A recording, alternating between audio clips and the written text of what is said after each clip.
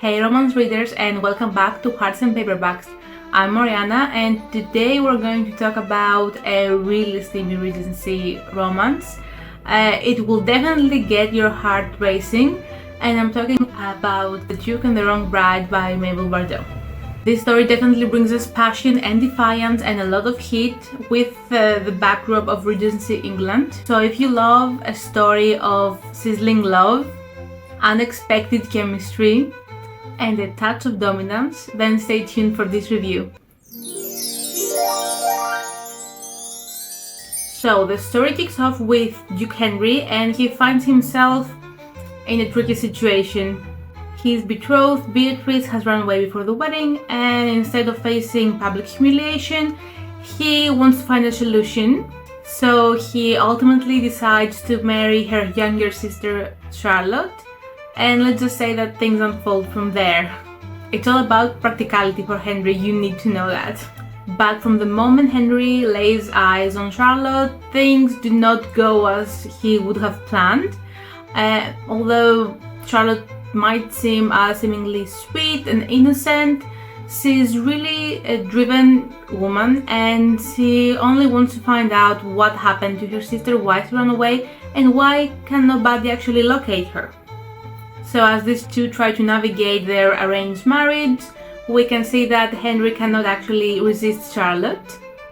He tries to set some rules in order to control Charlotte, but she keeps breaking them, which is the best part in the book for me. She is actually challenging him at every turn, and the relationship becomes a battle of wills, filled with tension and passion, and with a promise and a hint of discipline. I'm saying this because, disclaimer, we have some light BDSM in the story. So let's dive into the tropes. The Duke and the Wrong Bride has two main tropes, and they are my favorite and my favorite in the Regency era, so that really came a full circle for me. We have marriage of convenience and forced proximity. First, we have the marriage of convenience. It adds a really great tension layer in the overall book, because we actually get to see that we have an unexpected attraction between the two main characters. And let's face it, it goes hand to hand with forced proximity, because they come together, they were strangers before, and now they need to be so much more.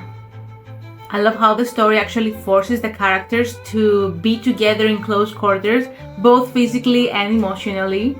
They definitely both try to be emotionally distant from one another, but I think their attraction actually tramples everything else, and they give in at some point. It's the kind of we're trapped together, now what dynamic that actually makes every interaction between them have this unspoken charge and desire that really drives up the plot. Let's delve into the characters, because we have a couple of interesting leads here.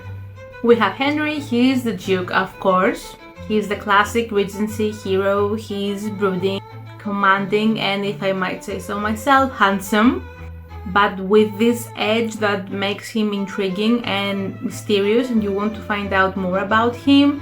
He is a true alpha male, for sure, and that actually becomes clear when we see the dominant part of him as well. He definitely likes control and to have things his own way, but we see that Charlotte actually infiltrates into his A-type demeanor and tries to actually change all that. And talking about Charlotte, she's so much more than just a younger sister that had to replace her sister into a betrothal. For me, she's definitely the heart of the story. She's independent, she wants to find out what happened to her sister, and we see a dynamic here that, yes, Henry can be the dominant in the bedroom, but she can be the dominant outside of it.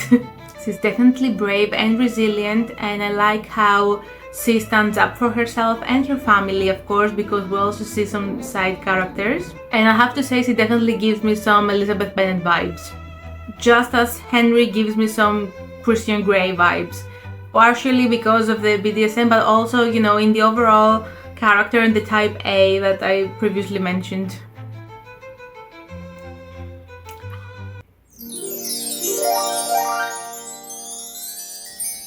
Fans of steamy Regency romances will be captivated by The Duke and the Wrong Bride. The chemistry between Henry and Charlotte is definitely electric, and the relationship evolves and it captivates the audiences, and you want to know where this intensity and angst will lead to.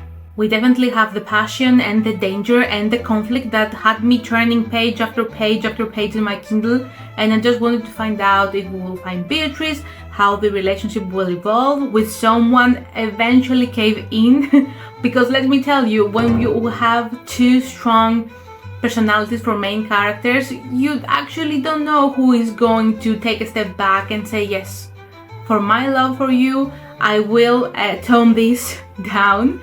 So it was really satisfying finding out what will happen next. If I had to change a little thing about the plot, I would say that I would have liked a little bit of more slow burn romance here. I'm a little quirky when it comes to slow burns actually. If it's not there, I miss it, and if it's there, I'm saying, come on already with a slow burn. So I can't be happy. I'm aware of that, but in this case, because we have an arranged marriage and because we also have this element of dominance, I would have liked a little bit of more, building up to the relationship before we dive into the steamy scenes. That was the review for today. Let me know if you've read The Duke and the Wrong Bride, and if you haven't, if you'll be adding it to your TBR list after this book review. Don't forget to subscribe and hit that notification bell so you do not miss another book review from me. And until next time, keep reading and stay passionate. Bye!